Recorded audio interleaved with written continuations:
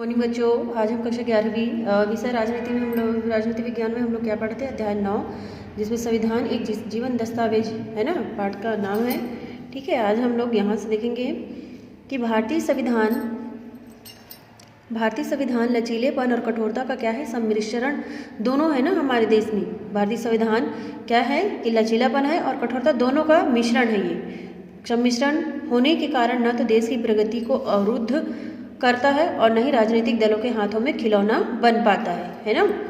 भारतीय संविधान के अनुच्छेद 368 की व्यवस्था के अनुसार संशोधन के लिए निम्नलिखित 3 प्रणालियों को अपनाया गया है ना। उसमें बदलाव करने के लिए, संशोधन करने के लिए 3 प्रणाली है, जिसमें से पहला कहती है भारत संसद के साधारण बहुमत द्वारा संशोधन की प्रक्रिया है ना। दूसरा है संसद के विशिष्ट बहुमत द्वारा संशोधन की प्रक्रिया, और तीसरा इसमें दिए संसद के विशिष्ट बहुमत और राज्य विधानमंडल की स्वीकृति द्वारा संशोधन की प्रक्रिया। ठीक है, तो हमें सबसे पहले देखेंगे कि संसद के साधारण बहुमत द्वारा संशोधन की प्रक्रिया कैसे है। तो संविधान के कुछ अनुच्छेदों में संशोधन करने के लिए है ना, संविधान के कुछ अनुच्छेदों में संशोधन करने के लिए साधारण विधेयकों को पारित करने वाली है ना, जो साधारण विधेयक है उसको पारित करने वाली जो प्रक्रिया ही क्या करती है, अपनाई जाती है। इसके अंतर्गत संसद के दोनों सदन अलग अलग अपने साधारण बहुमत द्वारा संशोधन प्रस्ताव को क्या करते हैं, पारित करते हैं, और इसके पश्चात उसे राष्ट्रपति की स्वीकृति हेतु भेज दिया जाता है। इस प्रकार संसद के प्रत्येक सदन के साधारण बहुमत द्वारा पारित होने तथा राष्ट्रपति की स्वीकृति मिल जाने पर ही संविधान के अनुच्छेदों में संशोधन किया जा सकता है ना। अगर वहाँ राष्ट्रपति की अगर स्वीकृति मिल गई तो तभी हम क्या कर सकते हैं, संविधान के अनुच्छेद में हम बदलाव कर सकते हैं। ठीक है, अब देखेंगे यहाँ के संविधान संशोधन की प्रक्रिया में कैसे कैसे किया जाता है। ठीक है, तो सबसे पहले इसमें दिए कि संसद में सामान्य बहुमत के आधार पर कतिपय अनुच्छेदों में निर्दिष्ट प्रक्रिया के अनुसार है ना, संसद के दोनों सदनों में अलग अलग विशेष बहुमत के आधार पर अनुच्छेद 368 के अनुसार।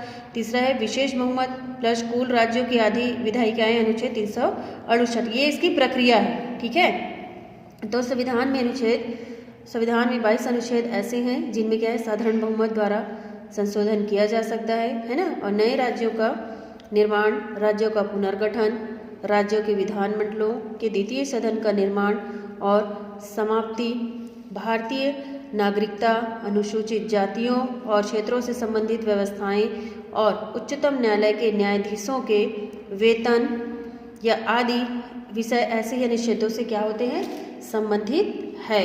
ठीक है, दूसरा इसमें दिया है कि संसद के विशिष्ट बहुमत द्वारा संशोधन की प्रक्रिया। तो संविधान के कुछ अनुच्छेदों में है ना संशोधन करने के लिए संसद के विशिष्ट बहुमत की है ना, संसद के विशिष्ट बहुमत की आवश्यकता होती है। संशोधन संबंधी प्रस्ताव संसद के किसी भी सदन में प्रस्तुत किया जा सकता है यदि यह प्रस्ताव प्रत्येक सदन के कुल सदस्यों की संख्या के बहुमत तथा उपस्थित और मतदान करने वाले सदस्यों की 2/3 बहुमत द्वारा पारित हो जाता है और राष्ट्रपति इसे स्वीकृत कर देता है, तो इस प्रस्ताव के अनुसार क्या होता है, संविधान में संशोधन किया जा सकता है ना। मतलब उसमें बदलाव किया जा सकता है भारतीय संविधान में। ठीक है, अगर राष्ट्रपति इसे क्या कर दे, स्वीकृति कर दे तो। और मौलिक अधिकार, नीति निदेशक तत्वों तथा न्यायपालिकाओं की शक्तियों से संबंधित अनुच्छेदों में संशोधन इसी प्रक्रिया द्वारा होता है। तीसरा इसमें संसद के विशिष्ट बहुमत और राज्य विधानमंडलों की स्वीकृति द्वारा संशोधन की प्रक्रिया। तो संविधान के कुछ अनुच्छेदों में है ना, संविधान के कुछ अनुच्छेदों में संशोधन करने के लिए संसद के विशिष्ट बहुमत तथा उपस्थित और मतदान करने वाले सदस्यों के 2/3 बहुमत से पारित विधेयक को राज्यों के कुल विधानमंडलों के कम से कम आधे विधानमंडलों की स्वीकृति की आवश्यकता होती है ना। साथ ही राष्ट्रपति की स्वीकृति मिल जाने के पश्चात ही प्रस्ताव के अनुसार संविधान में संशोधन किया जा सकता है।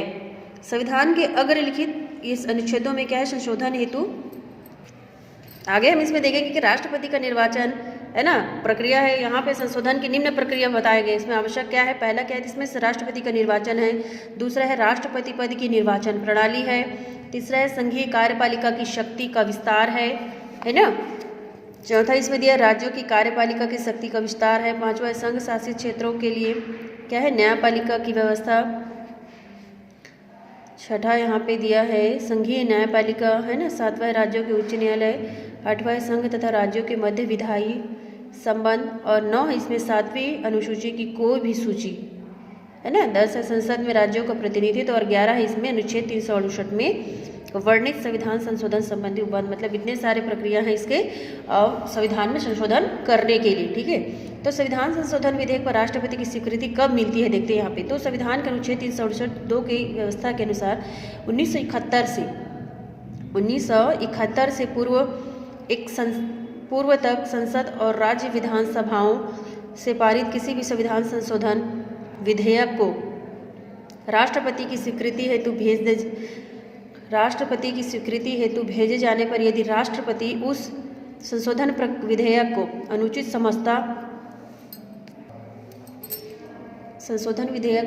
समझता था तो राष्ट्रपति को उस विधेयक को पुनर्विचार हेतु संसद को लौटाने का क्या करना चाहिए, अधिकार प्राप्त था। परंतु 24वें संविधान संशोधन 1971 द्वारा संविधान के अनुच्छेद 368(2) को संशोधित कर राष्ट्रपति के इस अधिकार को क्या कर दिया, वहाँ पे उन्होंने समाप्त कर दिया है। संशोधित व्यवस्था के अनुसार संसद द्वारा पारित किसी भी संविधान संशोधन विधेयक पर राष्ट्रपति अपनी स्वीकृति प्रदान करने से इनकार नहीं कर सकता।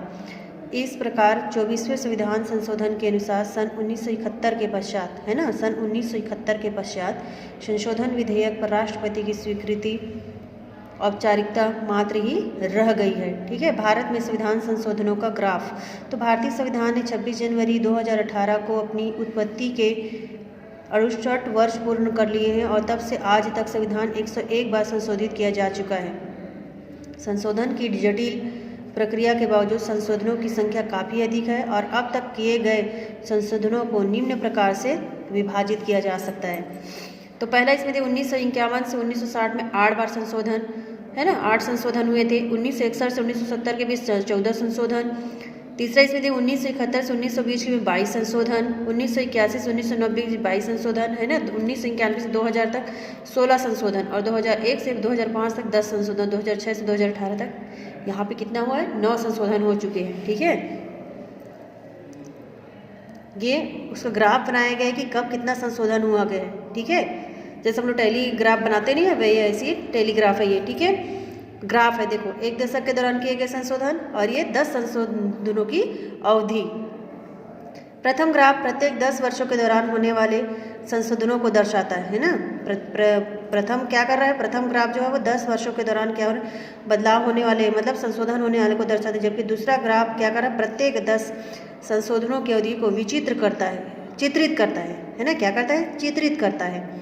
और एक ग्राफ साफ तौर पर दर्शाते हैं कि 1971 से 1990 के दौरान बहुत बड़ी मात्रा में संशोधन हुए हैं, है ना, बहुत बड़ी मात्रा में संशोधन हुए। और दूसरे ग्राफ से पता चलता है कि 1974-1976 के बीच के 3 वर्षों में 10 संशोधन।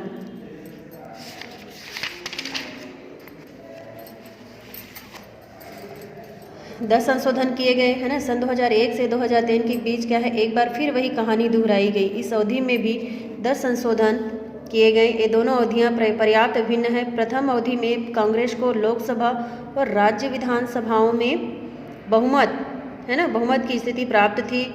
और जबकि 2001-2003 के बीच की अवधि में देश में गठबंधन सरकार थी। साथ ही भाजपा और कांग्रेस के बीच गहन प्रतिद्वंद्विता थी, और इसके बावजूद भी इस दौर में भी 10 संशोधन किए गए। 2004 से 2009 तक यूपीए गठबंधन सरकार थी, फिर भी 6 संशोधन हुए। ये संशोधन यह दर्शाते हैं कि संशोधन सत्ताधारी पार्टी के बहुमत पर क्या करते हैं, ये निर्भर करते हैं।